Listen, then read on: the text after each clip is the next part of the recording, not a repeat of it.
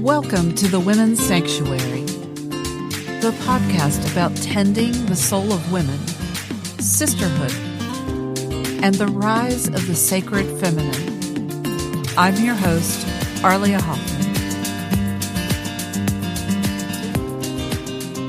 Hello, everyone. Welcome back to the Women's Sanctuary. I'm Arlia Hoffman, and I am really excited about this conversation today.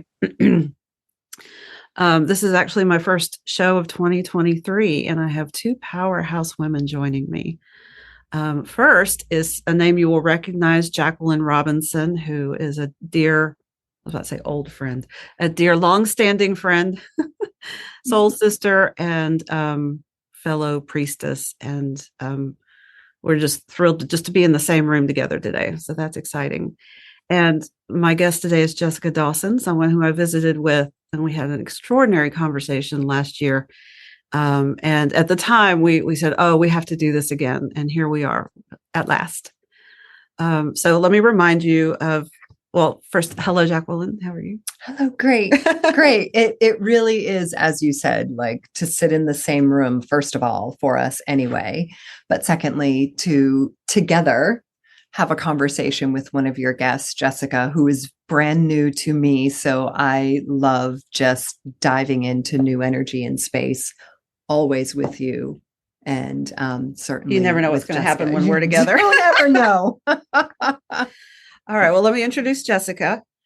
She is an activator of soul and business potential, angelic Reiki master teacher, transformational coach, and intuitive astrologer. Jessica is on a quest to activate powerhouse women into rapid alignment with their authentic soul mission.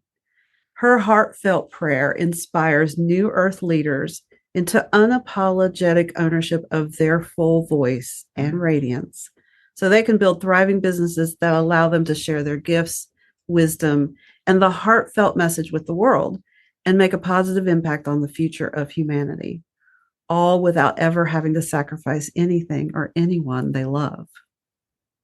Again, I'll say it again. That was an extraordinary intro. How are you, Jessica?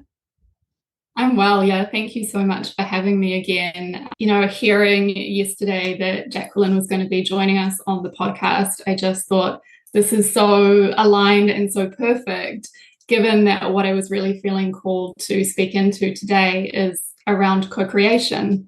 So it's really fitting that there are three of us here today, and thank you for having me. It is perfection. It really is. That's been a hot topic of conversation between Jacqueline and I.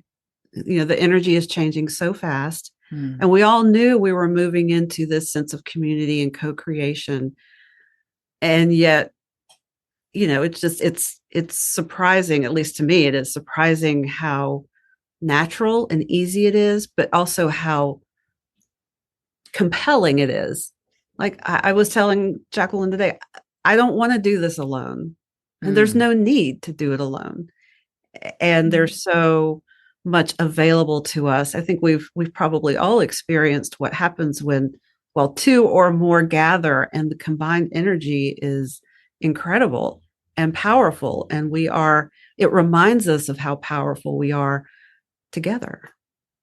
Mm-hmm. So what has that been like for you in the last year, as the energy is shifting and that's become more of your focus?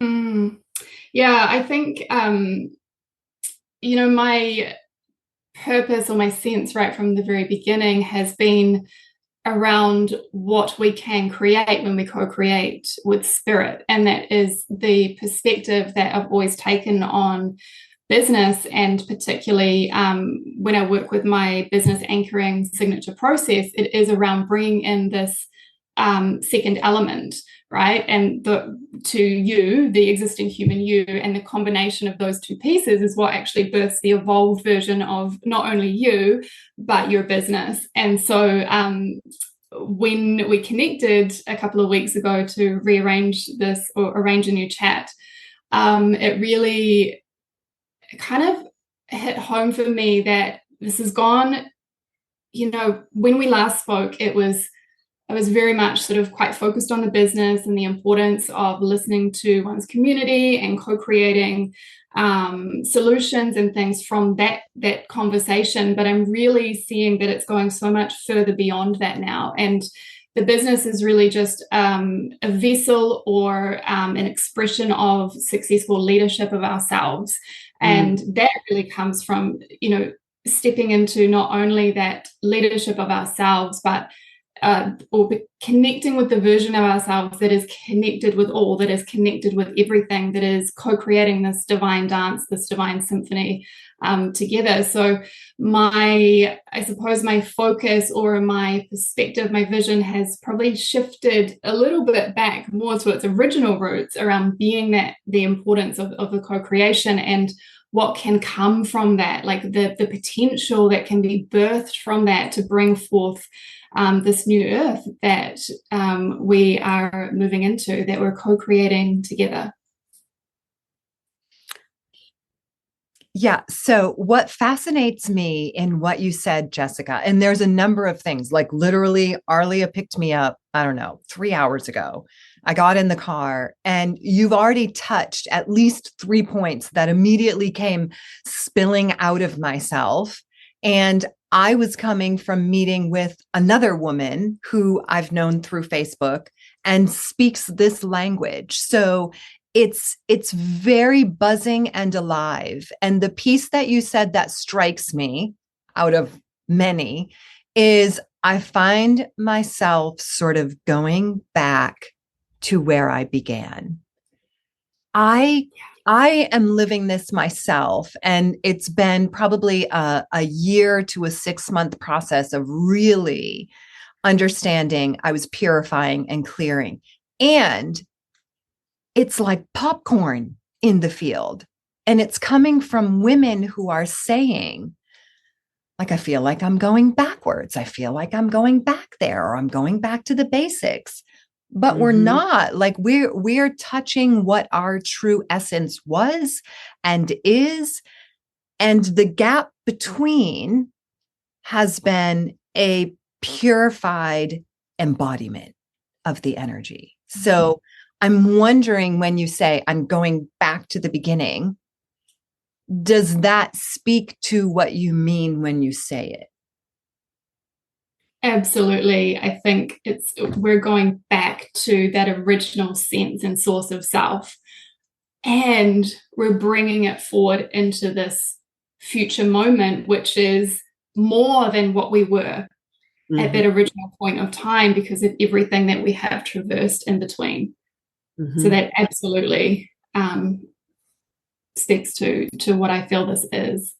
And in fact, it was almost 2 years ago now that I hosted a retreat in the Coromandel of New Zealand, which is a really beautiful area if anyone knows of it and is hearted to be, like having been a really key pivotal point of Lemuria, right, which was one of those original ancient civilizations on Earth. And it was called Return in Time.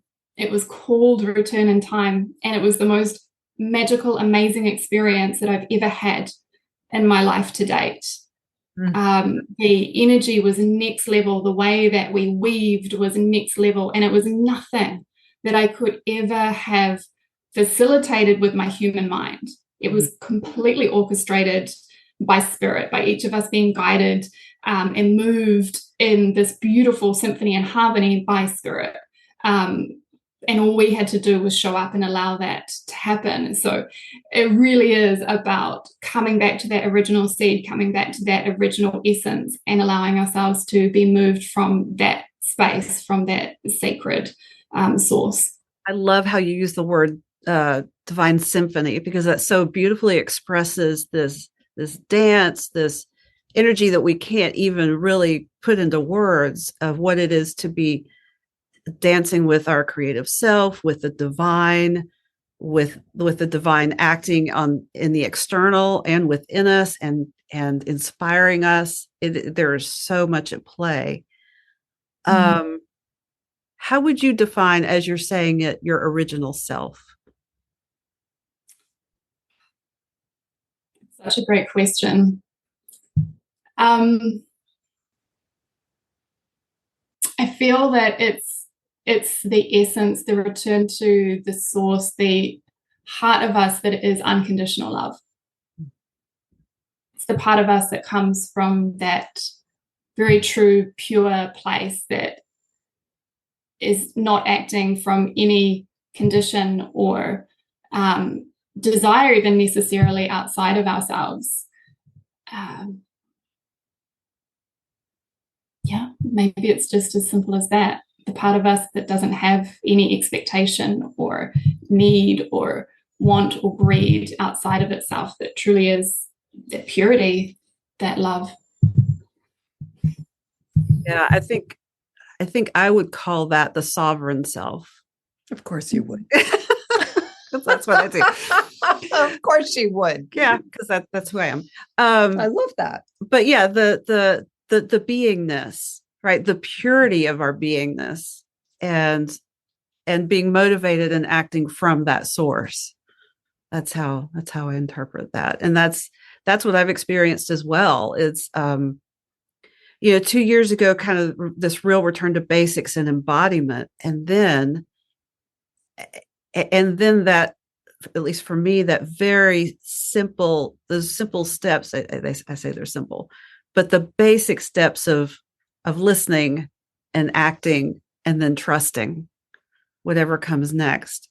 And I hadn't really thought of it in terms of returning to essence, but that really is where I am, because my initial vision was of supporting women in their paths, and that is still true, and it looks completely different than I ever imagined. I never imagined, as we sit here, owning a podcast production company. I mean, like, what? And yet it is so perfectly aligned with how my life has been led and evolved. And I have absolutely, and I guess that's the beauty of what I'm feeling resonates with you and with Jackie, is that it is so clear. I have so much clarity now that it's almost like every decision's easy and every step is easy, because you kind of check inside, which way do I go? Okay. And it's like, I'm not saying there aren't struggles, but for at least I would love y'all's thought on this. But for me, the inner direction and the inner wisdom and the inner compass is so freaking strong. I can't help but carry forward with where I'm being led.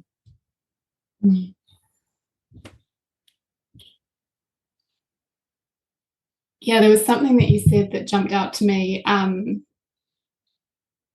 around that piece around the naturalness. When we're at home in ourselves and in our truth, there's such a naturalness to it. Even if it's not what we would have thought that it was going to be with our minds. And I think sometimes, I know for myself, definitely, much less so now, but still at times, it's that sometimes, trips us up. Like, we feel like it needs to be hard, and we feel like we need to push down all these difficult paths and take the challenging route, because we're maybe not necessarily always comfortable with ourselves, with the ease of that. And that can be, I know for me, where a lot of that kind of questioning comes up, and overlooking the truth, like the very clear path that's actually just right there in front of me, the genius that I don't have to try for, I don't have to work for. And so I guess that is the big part of that process of coming back into this co-creative harmony, is learning to and becoming more comfortable with sitting at home in that place within ourselves, for each of us as individuals, so that then sort of ripples out and we come back into that divine weaving, because we're in our natural place, we're in our right place, for want of a better word. Absolutely. I mean, you and I touched on this last time when we were talking about the Aquarian energy, about this the paradox of being in alignment with ourselves, and then being in community. And when we are in alignment and standing in ourselves, then it just makes that co-creation so much easier. and sets up the energy for successful co-creation. Absolutely. I have a feeling you want to say something. Well, I have a couple of things. The first, in response to what we're speaking about in terms of that organic, natural flow that we're all experiencing in different ways. I would say number one for me, and in witnessing, and I don't know enough of your experience, Jessica, so I would be curious. There had to be a death.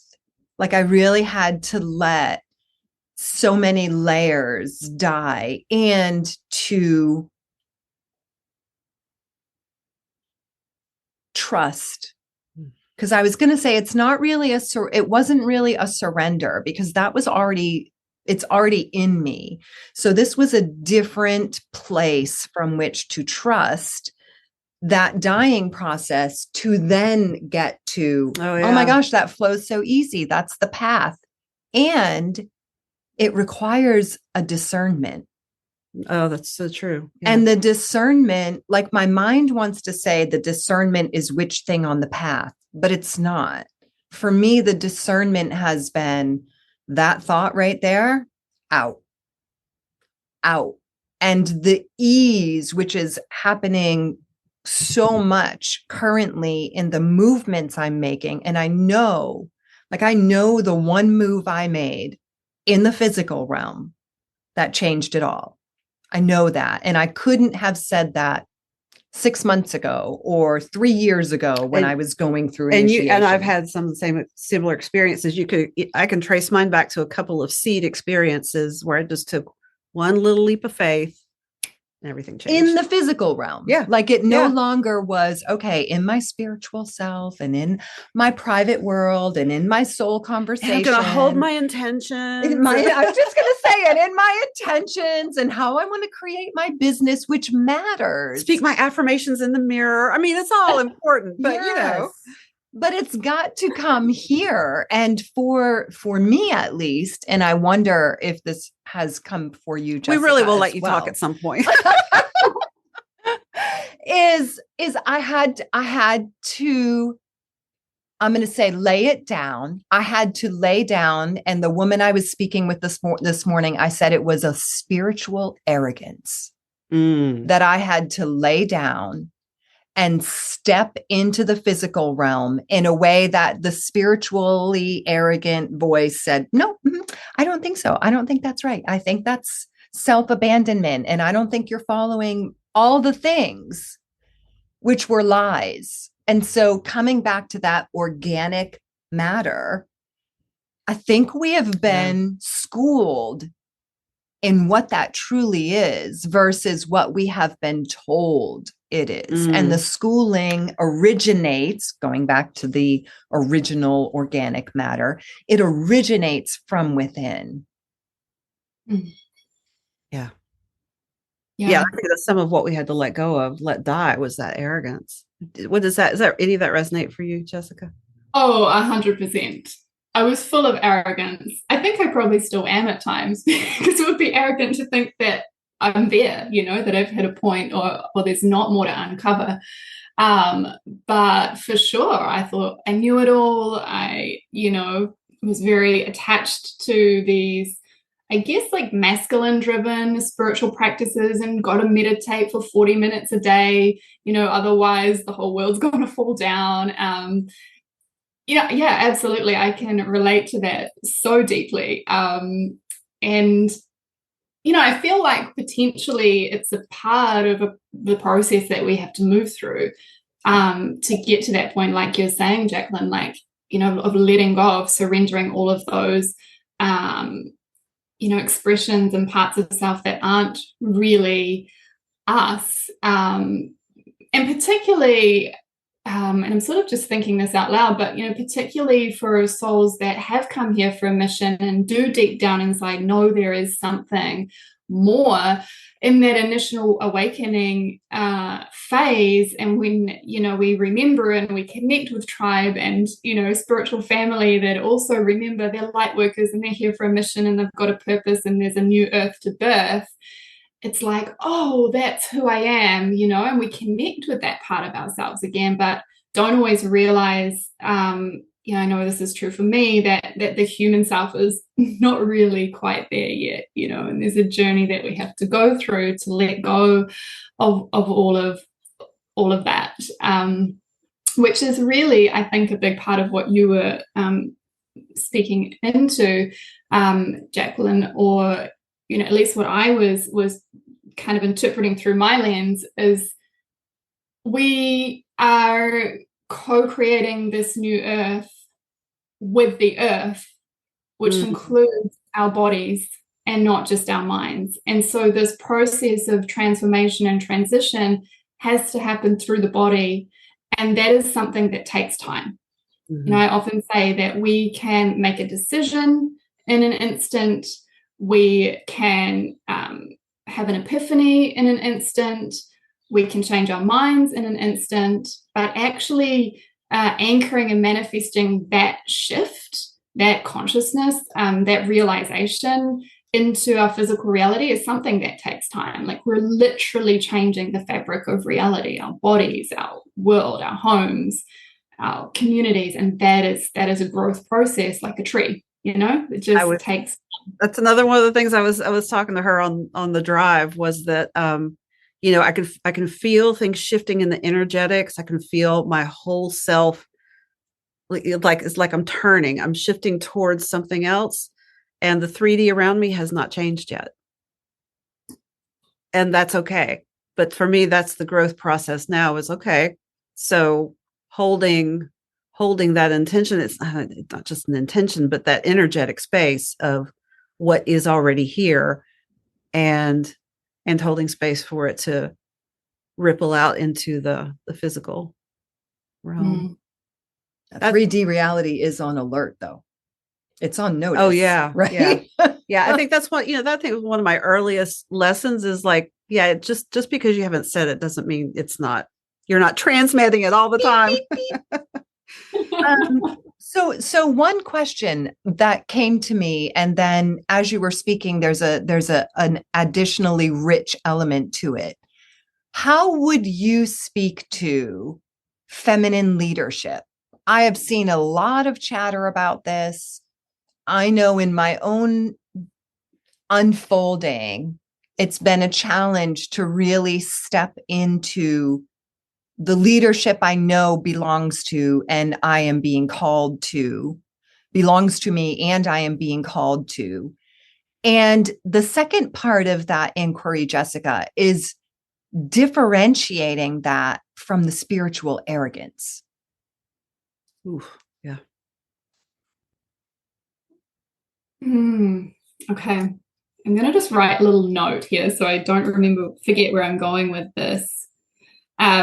There's so much in that. And I'm just going to pull out a couple of things that, feel really true for me. But first thing is that, I feel that feminine leadership comes from a place of connection first, because, the feminine is community, connection, the oneness. It's everything. And as you probably, also resonate with, the feminine has to come first. It doesn't mean that she's better than or more than the masculine, but in order to create and lead from a place that honors everyone and is inclusive and fosters belonging, we need to lead from the place within us that is connected first, that cares about community and connection first. And then behind that comes the masculine, that individuated expression within that. But if we try to lead from the individuated aspect first, then that's, I think, where, at least for myself, I've fallen into trouble. And I think the second part of your question, can you remind me? Do you remember what that is? I do. Yeah. Just to speak to, and I'm asking these questions also to bring it into the field, because I feel many women are unclear how this all moves in them. So the second piece, Jessica, is between the feminine leadership that she truly is called to. And we acknowledge it is as woman, it is her feminine energy. And there's a yang element that must be present and partnered. So the second piece is for a woman who senses this is in her coding, and we're now talking about our own movement through spiritual arrogance. How does she begin to pull those threads apart? Mm-hmm. Yeah. So I feel like, and I mean, this is just my perspective, I'm no expert here, but I feel like arrogance is a masculine energy. You know, it's a distorted version of the masculine. And we've had an over-dependence on that masculine energy for so long, you know, that he's become tired, she's got pushed out of the way, there's this imbalance that's going on. And to me, the arrogance is this energy of I know. You know, I know. The feminine is this energy of the unknown, of the unseen, and being prepared. And from that place, there's an ability or being in the invitation to be prepared, to be open to all things, and to be shown the way rather than to determine the way or set the way from our individuated sense of self. So where that leads me is back to what you were saying, which is within us, the feminine leads, that place of openness and not knowing and responding. And then when we do know from the perspective of what's true for us, then the I know and the action and the masculine yang energy moves us towards wherever we're being led.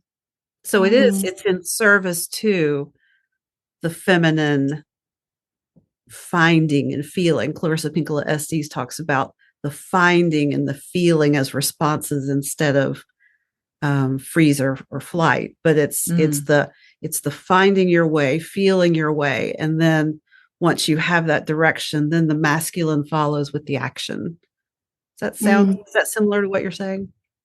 I love that interpretation of it, or that way of putting it. Absolutely does. And I think, you know, to speak into maybe some more tangible ways of applying that, which is, I think, part of what your original question, Jacqueline, was leading into, is like asking, listening, and receiving. So I am in this constant conversation, or am at least intending to be in this constant conversation with my guides and with source, with the universe. And I'm saying, show me the way. I'm saying, what is it that I need to know? What am I missing? What's going on in this situation? So that's been the big shift for me, is recognizing that I don't know.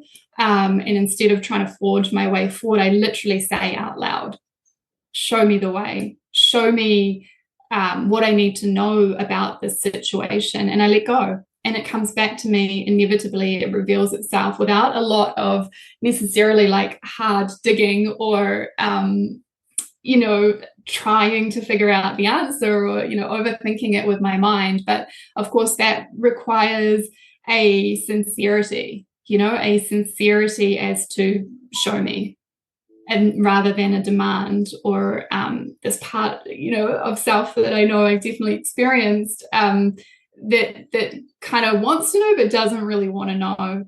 And so what I actually do, if I find myself, I'm like, I'm asking, but I know in my heart I'm not really being genuine right now, then I would say that, you know, I would admit that, and I would say, I'm asking this question, but like, you know, I recognize that I don't really want to know the answer. Please help me. Oh, yeah.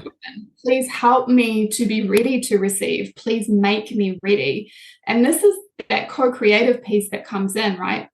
We're not doing this alone. We can't do this alone. We're part of this collective organism of beings. We're a collective of individuated beings. First and foremost, we have that collective. And so I really believe that we can't muscle our way out of this matrix or this conditioned world without help. It requires asking for help. It requires doing it together, whether that be in conversation with another human like we are, whether that be in connection with a friend, with a mentor, with nature, with animals. Like, it's that outreach and opening to what is around us that is going to get us through, because the patterns that we are moving through are not us. They weren't created in isolation. And so I don't believe that they can be broken down in isolation. We may come to a realization, we may come to an aha or an insight on our own, but to truly embody that and to integrate that, we need to have a new experience in communion with another being that reflects that new reality back to us in some way or another. That is so important. I hadn't really looked at it that way, but that's so important that yes, we're moving in this field, and we're as an individual, we're getting this information, these downloads, these epiphanies, and yet it has to happen together. It has to materialize and be reflected in others. I love the way you put that. We can't muscle through it. I think we've all spent so many years trying to muscle through it. It's exhausting and not arrogant. Well, and to me, when I feel and have lived the arrogance, what I can see from here is it was born out of a disconnect from self. Yeah. And so because there wasn't that full connection for a number of reasons, for trauma reasons, for ancestral reasons, for not yet conscious reasons, in that disconnect, there's a void, and something is going to fill it. Yeah. And I imagine all three of us sitting here could fill 3 hours with the stories of what our own personal experience has been, of what has come in and filled that, and how we then have been initiated, needed to clear and purify it, and then felt the truth of ourself finally come in and pulse into the space.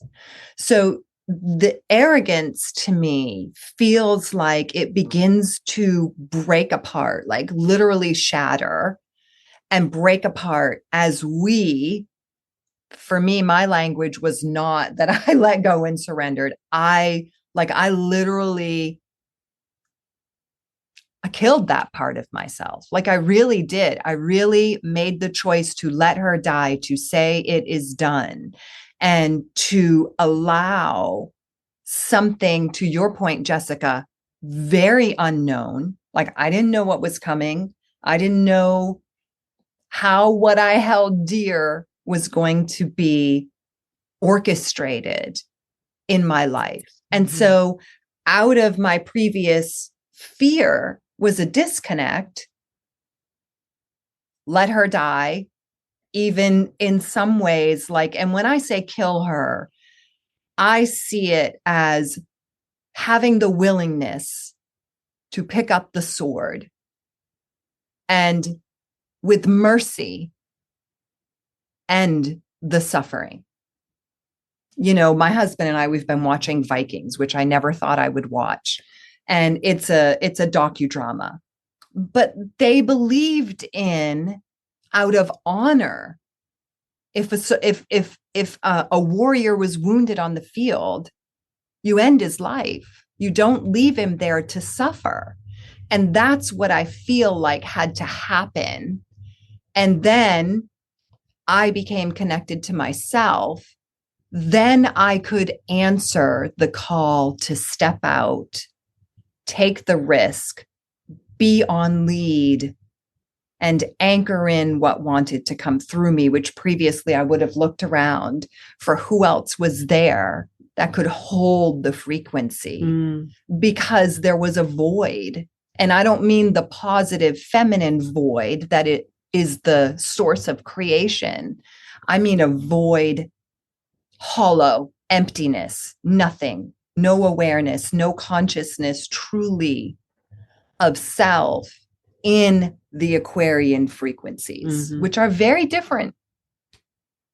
Very different. Jessica, have you had any experience of having, I mean, maybe you have, but I guess of having the old pieces having to fall away or die in order to be open to the new that needs space to be born? Yeah, 100%. I mean, I feel that I've spent the last almost 4 years since my husband and I moved from my original home city to where we now live in the country, dying hundreds and hundreds and hundreds of times. You know, that's the feminine death and rebirth process, right? I can relate to it so much. I couldn't even pick one moment out because it feels like it's been one huge, massive death, which is, you know, like coming up the other side now. But I think to speak into some of those pieces that were jumping out for me as you were speaking is like, yeah, there gets to be a point where enough is enough. It's like, I can't take this anymore. I'm not willing to tolerate this anymore. I will not do this to myself anymore. It's really something that I have had to come to many, many times. And I found that to be a really potent and really powerful place to be. I don't think we always need to suffer to that degree in order to make that decision. But if, you know, there is a lot of potency and potential if we do find ourselves in a place like that. And it's almost like I know for me, where I've hit a point where the cost of holding on to things and keeping them as they are is not worth the pain and suffering that I've been in. And that's what's driven me to make that decision. And I think sometimes we hold on because, like you said, it's so unknown. It's so completely unknown. And this is one of the pieces that I've been bringing forth a lot in the container that I'm holding at the moment called Create, where I've said, you know, the thing about new creation is that it's new. Means we don't know. We actually literally don't know. We may have seen it outside of ourselves. We may have seen something that someone else is living that looks appealing. We may know that we don't feel right, like that things aren't right as they are, that they can't continue as they are, but we still don't actually know that experience. Like, no. Yeah. Or be able to imagine it with our minds, because our minds are so limited and the potential is unlimited. So we're going to have to step into the unknown because we can't even imagine what is possible and available. And the only way to access that is through that trust and that ability. As you were speaking, I was thinking about some of the pivotal moments in my life when I stepped into the unknown and the incredible amount of courage, right? That heart-centered strength, that steadfastness, that to be able to step into and say, yes, I have no freaking idea what's about to happen, but here I go, because I feel so strongly that this is where I'm meant to be, where I'm meant to go. Again, I was just mentioning that to her earlier, like I can feel my energy shifting. I have no clue how it's going to happen. And I don't think I'm meant to know, right? I just am meant to know what's the next right step. Yeah. Otherwise, my mind would clamp down on it, right? That reminds me, when we envision something, if our mind gets a hold of it, it creates a picture of what it's supposed to look like. And when we're stuck in that, then we might completely miss what's actually our destiny, because we're so focused on a picture our mind has made. It's in some ways it serves us to not know exactly, because then we're walking with trust and faith. And the potential becomes so limited when, we think it can be, this is the only way it can be. Or even that the way that it will be, even if you're not like thinking this is the only way it will be. If you're just thinking, okay, I saw what it is. It looks like this. And then you've got these rigid edges. Yep, exactly. That it might look like this over here, or it might overflow over there, and you have no idea. I watched this happen to you, and I told you so. Yeah. I think it was probably 2 months. I said, holy F woman. It's just like I watched her make a decision.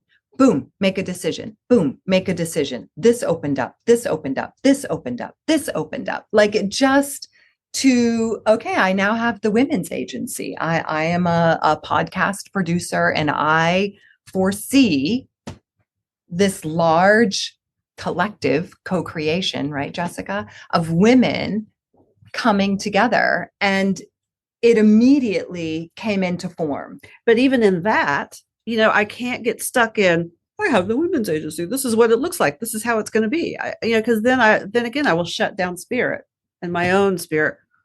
I'll just shut it down and lock it away in a box if I decide this is its form. It still continues to has to be a fluid unfolding. Which comes back to something you said in the beginning. And forgive me, I don't remember your exact words. I often see it in the energy field. And I saw what you said, which was something along the lines of creating the channel, opening the portal. These are my language, my words for what I could see when you were speaking about it. And it was right. I think one of the first things you said, Jessica, and you were talking about the co-creating of spirit and of people. And you alluded to, was it the container? And maybe, but just that, I heard it from you and I hear it from you. And I know it has resonated for me of the energy wants to come through. My current mandate is create the channel. Create the channel. That's what I just saw when you said that, is like you created the channel. You don't know what's coming through. You don't know why in the big picture at the end game. Okay, you're done, Arlia. Please come home. At the end game, what really you're creating. But the mandate was create the channel. Create the channel. Literally. Yes. Literally. Yes. So how does this creation look for you, Jessica? This whole process of creation. You said you have a program at the moment, but I want to hear about that. But also just in general for you, how is it manifesting for you? Can you go a little more specific on your question? Yeah, well, this creative energy that you're creating the channel. Co-creating with spirit. What is it? How has that looked for you in life lately? It's really looked like a massive, massive shift. So I'll speak. You're saying mess. You said I massive. I did too. Like, well, yeah, it can be messy. Okay. Massive. Got it. I really resonate with something you said earlier, Arlia, about, you feel that you've turned a corner, but it hasn't quite manifested yet. And I feel like I've also been turning a really big corner, probably since April last year, but the seeds of that came in much earlier. And so I'm going to speak into, one of the ways that I really got trapped in that tunnel vision and really pinned myself down and locked myself down in terms of the possibility that was available for me. And, I mentioned earlier that I hosted a retreat a couple of years ago almost now, and it was amazing. Like every retreat has gone so smoothly for me. I've never had one that hasn't sold out. But somewhere along the line with COVID, I forgot about that. I forgot about that natural in-person genius that I had. And with this whole online flurry, I somehow got caught up and fixated on the idea that an online course was the only way that I would be able to bring my mission and earn myself a living doing what it is that I love. And so that hit like a crescendo point for me, or maybe a rock bottom point. probably more accurate, towards the end of last year when I went to launch another online program. It's like, man, this feels so heavy. This feels so, why is this such a push? Like, I'm not getting any feedback. I'm not getting any response. I reached out to people, I asked questions, and there was just like nada, nothing coming back to me. And so I had to stop and go, well, what's going on here? And look inside and recognize that I didn't even actually want to run an online course. Like, well, there's that. I'm running a mini series at the moment, but these were like massive, big mastermind containers. And I'm like, it just really doesn't float my boat, you know?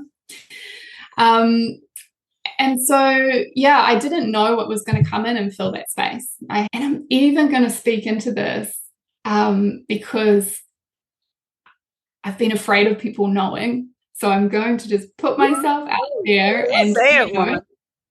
I yesterday went and got a job 2 days a week at my local cafe. And I say this. You're all leaning into the camera. Yeah. Let her And I say this because I desire for myself this space from my business and the way that I have been doing business, to create a space to focus on building a cabin on our land, to create a space for that pivot, for that turn, to really, you know, this new energies to truly fill in and manifest in my life. And I don't want to be that person that's too proud to say I've been working on my business for 4 years and now I've gone back to work 2 days a week. It earns me like nothing, but it feels like the right thing to do. There's something about it that feels home, that feels safe, that's like pulsing energy through my body. And I trust that enough, even though my mind would have said that is a backward step. That's, you know. That's that old conditioning, right? That toxic conditioning that I can just hear it in my head now about what it means to be a spiritual business owner or to be living your calling, but to be able to really get back to your own beingness and say, this is what lights me up. That's where the power is. Mm-hmm. That's all that matters. Yeah. And I give myself permission for that now, you know, give myself permission for that. And like, you are probably the 12th woman who has spoken to exactly what you just said, including I'm working part-time a couple days a week. It's not about the money. And for some, it might be a little bit about the money. For some, it's about getting out of the house. For some, it's a change of pace. For some, they need spaciousness. What I see in that is we are being sent out into the physical world. We are carrying the frequencies now, and they are not exclusive to the spiritual community. Which gets me back to the arrogance. Absolutely. Let's just build a little fence. We're all in this little community, and everybody else is outside, and that's just not real anymore. Or if it's real, it's not working. It's not real. No, it's not real. I believe, especially women, it's women who are saying this. It's not, I haven't heard it from a man. Men are going through something very different. The women are being guided, and it comes in the oddest form. Get a part-time job. And to do it, they are having to shatter the ego of spiritual arrogance. And I don't just make that an ego thing. There's a true dialogue that in every woman has been, am I going backwards? Am I abandoning myself? Am I not doing my work in the world? And these are very deep inquiries in the soul of a woman who has chosen a path of divinity and knows she is meant for it. Part of the old coding is to go to the temples, and not just go to the temples, separate yourself in the temples and the monasteries and the convents and the oracle caves and the retreats and the whatever.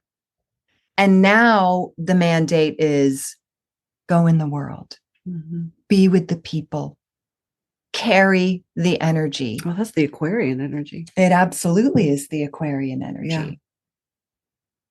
So I find you speaking to a massive, going back to massive, energetic.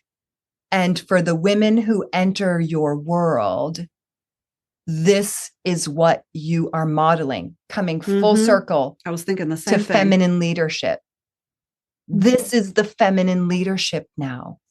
Place your being, your body, your heart, your energy, your sex, your knowing, your everything. Your integrated self. That's right. The Yeah. embodiment of you, which is the matter, is the earth, out in the world. Because it's who we are. We are the matter, the mother, the matter, the substance, the making manifest into flesh. Okay, ladies, now go live it. Woo. She's on fire today. I got shivers. Wow. Well, and I say all of that, one, because it's true and we're all sitting here having stepped into it. And two, because Jessica, you're the guest today and you work with women in business, in co-creation, in feminine leadership, in the Aquarian energetics. So the women who touch your field and your work, in some ways, we're sort of speaking to pieces of what that path is. And it certainly isn't going to be black and white across the board for every woman, because all three of us sitting here are being sent into the physical realm in very different ways. And for me, unequivocally, when I answered that and also said in a Facebook group, in my community, hi, I would love a part-time, couple days a week, something in the world, meeting people kind of experience. Here's who I am. Here's what I bring to you. And that was incredibly vulnerable. But the moment I did it, door after door after door after door, and they start like those little Russian dolls, door after door after door. And it just keeps expanding to exactly what I would have visioned years ago, but not like this. Because you were willing to own who you are and what you want and said, this is what I want. And I when you said that, Jessica, I'm like the model you're creating for you, the people, the women you work with. Every time a woman steps forward in her truth, and that vulnerability to say, yes, this is what I'm doing because this is what speaks to me. You send out a million permission slips for everybody else to go, oh, it's okay to be me. It's okay to do that too. And I think we don't even really comprehend the impact of speaking our truth on for ourselves, but the literal and energetic impact in the world, whether we see those people or not. Yeah. They see us. They see us. Yeah. Yeah. And I think that almost brings me full circle to like what I said at the beginning of the podcast around, really shifted that focus away from business into this leadership, self-leadership first. And the path is not linear, which is, again, a feminine thing. It's not linear. And our purpose is, like you say, just to be. It's not to deliver on something. It's not to build something. It's not to create something. And yet, even a year ago when we last spoke, Arlia, I would have felt like such a failure to be in this place. But having known my truth yesterday and receiving the reflection that I've just received from both of you on this and what it is really energetically about on a bigger level, like my mind is blowing. This is what it's about. It's about our purpose is not something outside of us. It is our beingness. and the codes that we carry and that we take into these places and spaces, and we will be abundantly rewarded for that, whether that comes through, the form of a business or however it is that it comes back to us. That being abundantly ourselves, I suppose, is that reflection that comes back, I'm sure, in terms of, financial, physical support that we need to do our work in the world. Yeah. Absolutely. What I hear is we're coming home to ourselves. Yeah. We can't lead others without that self-leadership. And that is the leadership. Yeah, that's true. You're right. That is the leadership. Like, I find myself being moved into positions of leadership that are the result of, hey, everybody in my town, I'm looking for, or I'm interested in XYZ, and just floating it out there. I wasn't looking for leadership. I was looking for community and service to use who and what I am to benefit my community. Leading frankly. yourself into the community. Yeah, absolutely. Yeah. Well done.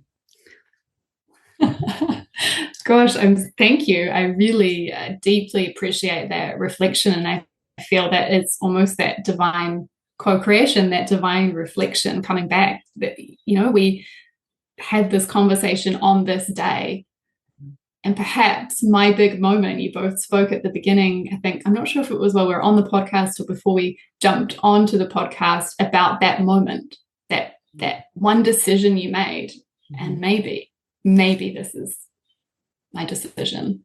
But who knows? You'll just have to follow it and find out. I can't think that, can I? If I get attached to that, I go right back to what we've been talking about. Yeah, I love that. Yeah. Well, this energetic container feels like it's full. Is there anything else you want to share? Do you want to share anything about your work in particular before we go, or stay focused on this beautiful work around self? I feel it's a beautiful place to be. It's a really beautiful place to be. If anyone does want to reach out to me, I am still doing some level of work with spiritual business owners, leaders, creatives, anyone who's got work or magic outside of the mainstream, supporting them to bring in the energetics that are needed to birth their business.